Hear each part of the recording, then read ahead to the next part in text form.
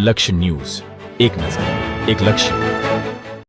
કલોલના પંચવટી વિસ્તારમાં candle March rally કાઢવામાં આવી. પહેલગામમાં થયેલા આતંકી હુમલામાં શહીદ થયેલા તમામ ભારતીયો માટે શ્રદ્ધાંજલિ અર્પણ કાર્યક્રમ કરવામાં આવ્યો હતો. આ રેલી કલોલ પંચવટી વિસ્તારના હનુમાન મંદિરથી શરૂ થઈ ને સોમેશ્વર મહાદેવ મંદિર સુધી કાઢવામાં આવી હતી. આ રેલી દરમિયાન હનુમાન મંદિર રોડ પર પાકિસ્તાની ધ્વજ દોરીને પ્રતિકાત્મક વિરોધ દર્શાવવામાં આવ્યો. લોકો ધ્વજ ઉપર ઉભા રહી પાકિસ્તાન મુર્દાબાદ, હાય હાય પાકિસ્તાનના નારા લગાવ્યા હતા. સ્થાનિક લોકો દ્વારા ચપ્પલોથી પાકિસ્તાન ધ્વજ પર પ્રહાર કરી આતંકવાદ સામે પોતાનો રોષ વ્યક્ત કર્યો હતો. પ્રદર્શનકારોએ સરકાર સમક્ષ માંગ કરી કે પાકિસ્તાન આતંકવાદીઓને શોધી સખત પગલાં લેવા જોઈએ અને શહીદ થયેલા ભારતીય પરિવારોને ન્યાય આપવામાં આવે. તેઓએ એવો પણ સંદેશ આપ્યો કે આવા કૃત્યો કરતા પહેલા દુશ્મન દેશ 100 વાર વિચારે.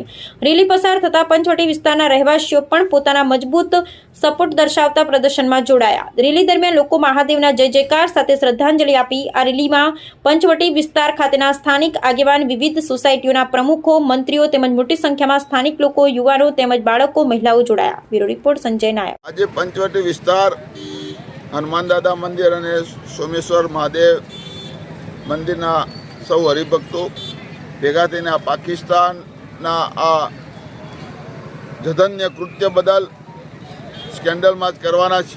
હનુમાન દાદાના મંદિરથી સોમેશ્વર મહાદેવ સુધી અને લોક જાગૃતિનો કાર્યક્રમ. જ્યારે ધર્મ પૂછીને મારવાવાળા આતંકીઓ, કટ્ટરવાદીઓને ખ્યાલ આવે કે ભાઈ બધા જ લોકો સંગઠિત છે અને જો અમે ફરી આવું કંઈક કરીશું તો સરકાર તો બાજુમાં રહે છે પણ પ્રજા અમને પાઠ ભણાવી દેશે. એ માટે થઈને જનજાગૃતિનું આ એક પગલું છે.